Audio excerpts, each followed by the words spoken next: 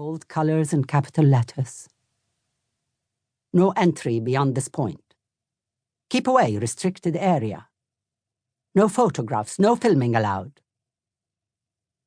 Then further along the barricade, an illicit addition in chalk scribbled on a barrel by a passerby. Welcome to no man's land.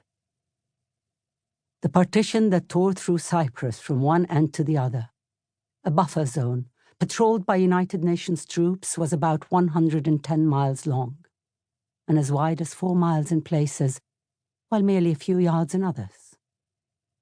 It traversed all kinds of landscapes, abandoned villages, coastal hinterlands, wetlands, fallow lands, pine forests, fertile plains, copper mines, and archaeological sites, meandering in its course like the ghost of some ancient river. But it was here, across and around the capital, that it became more visible, tangible, and thus haunting. Nicosia, the only divided capital in the world. It sounded almost a positive thing when described that way. Something special about it, if not unique, a sense of defying gravity like the single grain of sand moving skywards in an hourglass just upended. But in reality, Nicosia was no exception. One more name added to the list of segregated places and separated communities, those consigned to history and those yet to come. At this moment, though, it stood as a peculiarity, the last divided city in Europe. My hometown. There are many things that a border, even one as clear-cut and well-guarded as this, cannot prevent from crossing. The Etesian wind, for instance, the softly named, surprisingly strong miltemi, or meltem. The butterflies, grasshoppers, and lizards. The snails, too, painfully slow though they are. Occasionally, a birthday balloon that escapes a child's grip drifts in the sky, strays into the other side, enemy territory. Then, the birds. Blue herons, black-headed buntings, honey buzzards, yellow wagtails, willow warblers, masked shrikes, and my favorites, golden orioles.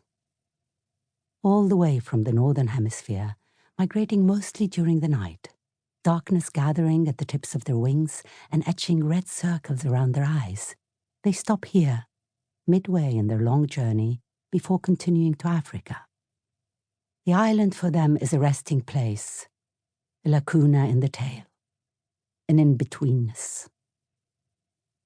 There is a hill in Nicosia where birds of all plumages come to forage and feed.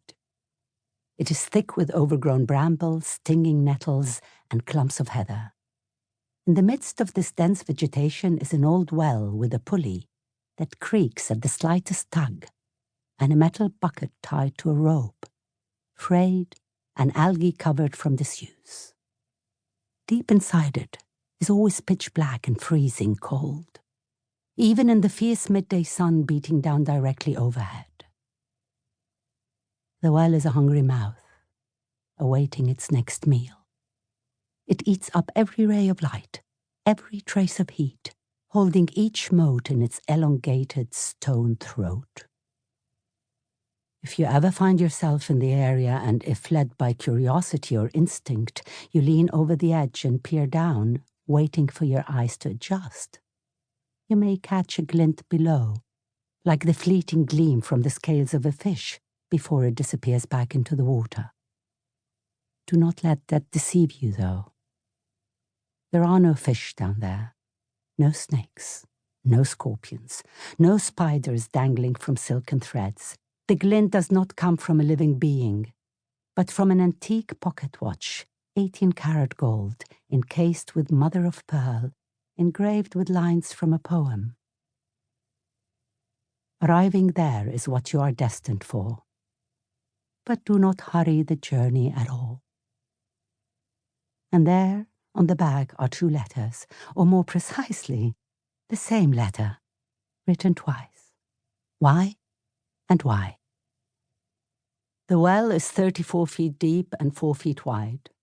It is constructed of gently curved ashlar stone descending in identical horizontal courses.